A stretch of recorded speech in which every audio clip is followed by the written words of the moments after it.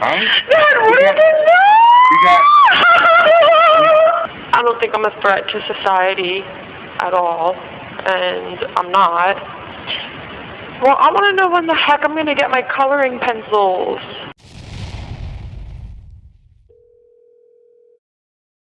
This is Jamie Lee Komoroski.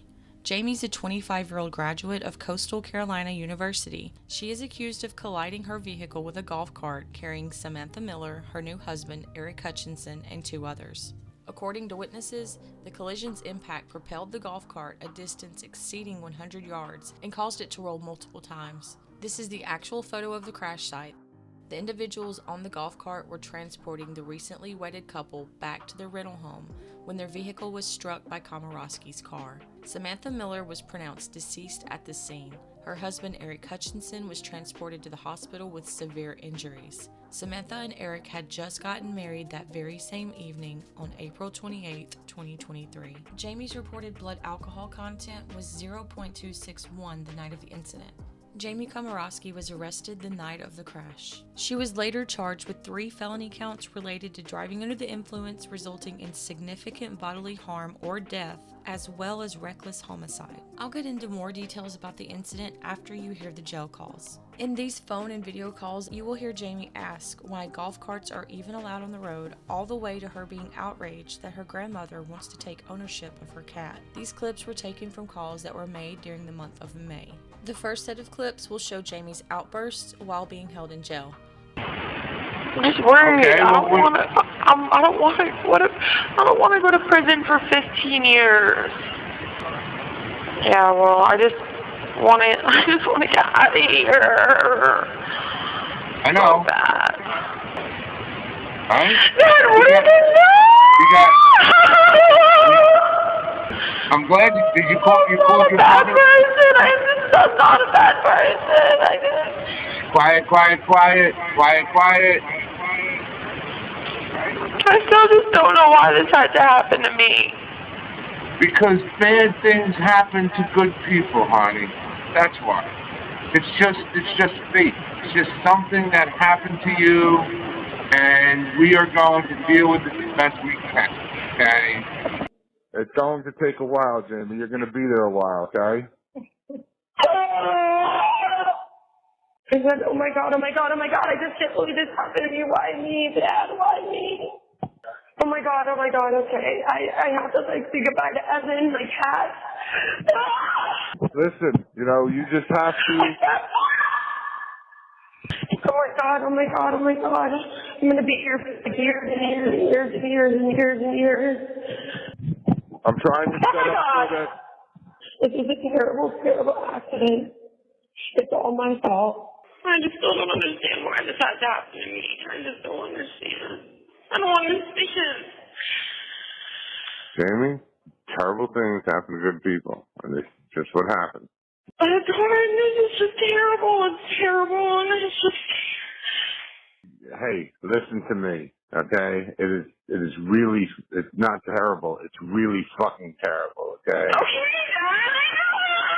But.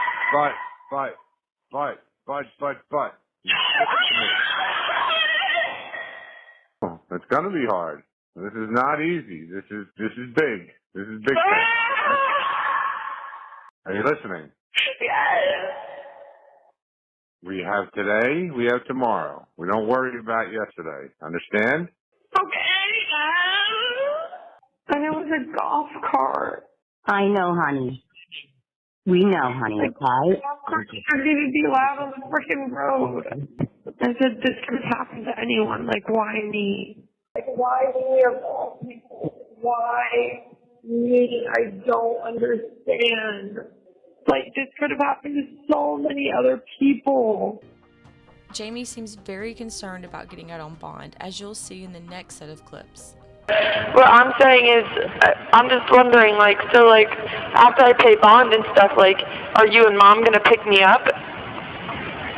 Okay. I'm just excited to get answers, but we're just going to take it day by day, and hopefully the bond hearing comes soon, and then I can get home to everyone, and then we can go from there. I just really hope that, the judge can see that, I'm not a bad person, and like, it could have happened to anyone, and it was just a freak accident. And It are doesn't you, look like I was going out and shooting people on purpose. Like, it was a freaking accident, you know what I mean? About like a week or so, Mhm. I'm gonna get bond. Okay. I don't think I'll be going like into prison or anything. I have some information. Apparently, I will be getting a bond eventually. they said that. Who said that? That's great, baby. That's great. I just really, really want to know if I could get a bond. Like, I really, really want to know if I could get a bail or a bond just so I can get the fuck out of here. These next clips are of Jamie being outraged that her grandmother wants to keep her cat Theo. I learned from other calls that Jamie only had this cat for about a month before the accident happened. Grandma's cat died, and now she has Theo, my Theo, Yes. and I have a Yes. feeling she's going to try to keep my Theo, but that's my Theo, and she's not keeping him. Well, I think that we will have a conversation about that, okay? What do you mean? Well, listen, you call Tony in. No, they're not keeping my cat.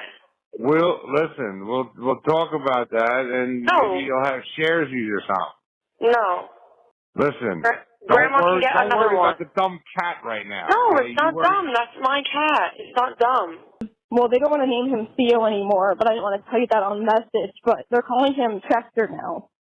Which was Okay, your first well, okay, here's my thing. That's not their fucking cat. That's my cat. Hang on, you need a reality check real quick right now, girl. That's not your cat right now because you left that cat in an unfortunate situation, and they're taking care of the cat now. And they don't want it named Theo because their cat Theo died. No, that's not. Julian, that's my cat. I'm not going to be in here forever. It's going to be like a couple months, and then I'm going to be back home. So Theo, my grandma's cat ended up dying. Because I guess he ate a toxic plant or something. So what do they decide to do? Give my Theo to my grandma. Really? Yeah. And I was like, what the fuck? And they're like, we took the plant away. And I was like, well, she's not keeping him. She knows that, right? And they were like, well, like, you, like, blah, blah, blah. And I'm like, no, that's my fucking cat. She's not keeping him. Like, what the fuck? Mm-hmm. So that's going to be a problem. The last clip I wanted to show you is between Jamie and her dad. He mentions going to rehab if she were to get out on bond. Here's Jamie's reaction. From there to go to alcohol rehab. Okay? Okay. That's part of it. Right? How long is that? 4 to 6 weeks. All right. Well, listen. If it helps the case, then I'll do it. Might help you a little too. Sure. Well, yeah, you know, so more information's coming out about what happened, you know. Right? Such as? Your BAC level, you know, blood alcohol level. Yeah, not good. Okay? Yes, but now that just makes me even more scared for, like, the future and everything. Listen, the future, you can't do anything about. All we could do is work with what we have, okay? Your future's going to be fine. The incident report provides an account of the encounter officers had with Jamie Komoroski shortly following the collision. The incident report reads, "Once all medical care was rendered, which was also rendered to Jamie, who did not have any injuries, I switched hats and started the DUI investigation with the driver, Jamie Komoroski. As I made contact with Jamie, I smelled an odor of alcohol coming from her breath and person. I asked Jamie if she remembered what happened, and she stated, I was driving and then all of a sudden something hit me. I then asked her which way you were going. She stated towards my house. It should be noted that Jamie was traveling eastbound on East Ashley Avenue, which dead ends. Jamie's house was the opposite direction. I asked Jamie if she had anything to drink tonight. She stated, nope. Oh, I had 2 drinks, 1 beer and a drink. I asked what drink, and she stated an alcoholic beverage, like a tequila pineapple an hour ago or so. I asked Jamie, on a scale from 1 to 10, 10 being the most impaired, intoxicated you have ever been, where would you say you're at now? It should be noted that the scene was loud with fire trucks, EMS vehicles, and I heard very faintly Jamie mumble something quickly that I heard as 8. And then she said, I would like a lawyer. At that point, I moved into checking Jamie's eyes because as I was speaking with her, I noticed that her pupils were very large. While I was searching Jamie at the front of my patrol car, she started to become very agitated by raising her voice, and every once in a while, she would start to tense up and pull away. Also, engine 1102 was backing up right next to the front of my car, and it was very difficult to hear or even talk to Jamie at that point. Due to her getting more agitated by the second and the loud noise from engine 1102, I determined that she needed to be placed into the back seat of my patrol vehicle for her safety and all on the scene. When I sat her down in my car, Jamie refused to place her feet inside and kept asking me why she was being arrested, and I told her again at least 3 times. I then removed Jamie from my car and placed her into the back of Officer Honeycutt's vehicle. When she sat down in the back seat of Honeycutt's car, she again refused to get in by not placing her feet into the car, so she was pulled into the vehicle by Officer Honeycutt. It should be noted that when I attempted to place her in the back seat of my patrol vehicle and Officer Honeycutt's vehicle, she kept asking why she was being placed under arrest after I'd already told Jamie numerous times. This is a clear indication of someone who is intoxicated, is to repeat over and over after the question has already been answered.